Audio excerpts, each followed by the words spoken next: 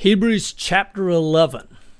We have known polygynists approved by God listed in the chapter commonly called the Hall of Faith.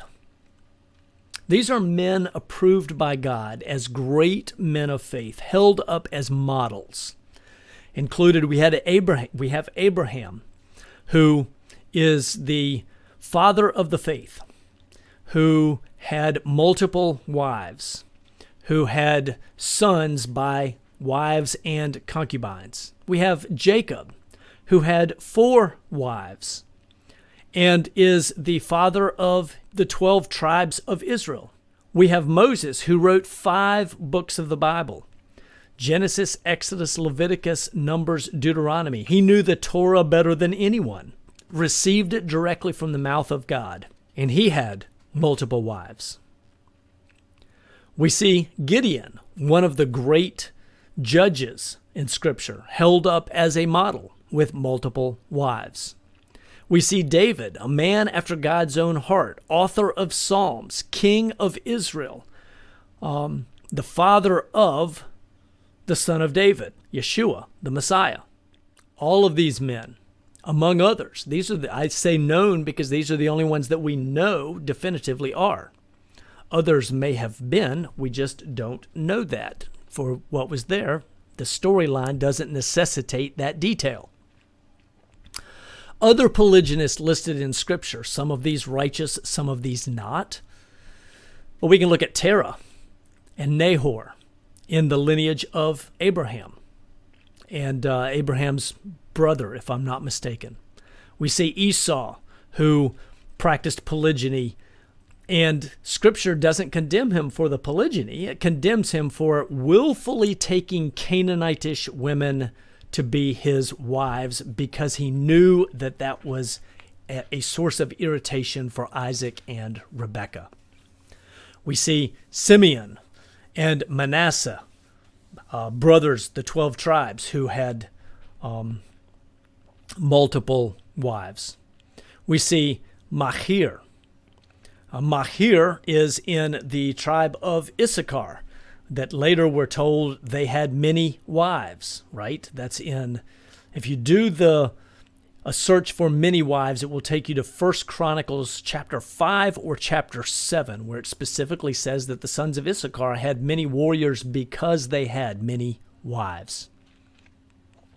Caleb, of Joshua and Caleb, he was one of 2 from the first generation that entered into the land, and we know that he had 4 or 5 wives based on the genealogies given in Chronicles. Yair, one of the judges of Israel. Ibzan, Abdon, also judges of Israel. Elkanah, father of Samuel, who was a judge of Israel. All of these righteous men doing the work of the Most High. And over, we see polygyny. The sons of Uzi, and these may also be of Issachar. Saul, Shaul, first king. Ziba, Shlomo, Ahab, Jehoram, kings, Josiah, Jehoiachin, Shimei, not a king. Hezron, Mered, Joash, we've talked about. Xerxes, Artaxerxes, right, of the Babylonian Empire. Jeremiel, Ezra, author of Scripture, and actually author of multiple books in Scripture, not just the one that's named after him. And Shaharaim, among others. And these are taken from a comprehensive list in a book titled Man and Woman in Biblical Law by Tom Shipley. Scripture's intensely honest concerning sin. If there's sin, God calls it out. He doesn't look over or overlook some claim that he just winks at some sins. But such is not the truth. He calls out sin. He called out many of these men for specific sins. It's interesting to note, though, that never once in all of Scripture does God breathe even a single word of condemnation related to having multiple wives. Never. Not a single word. Polygyny is never called a sin.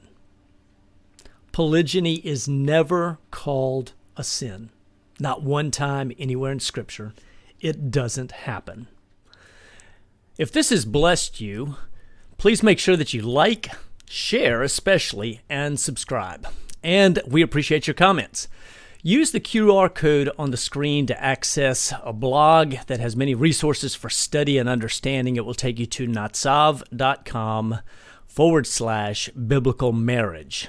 And that will give you many more resources in addition to this YouTube channel.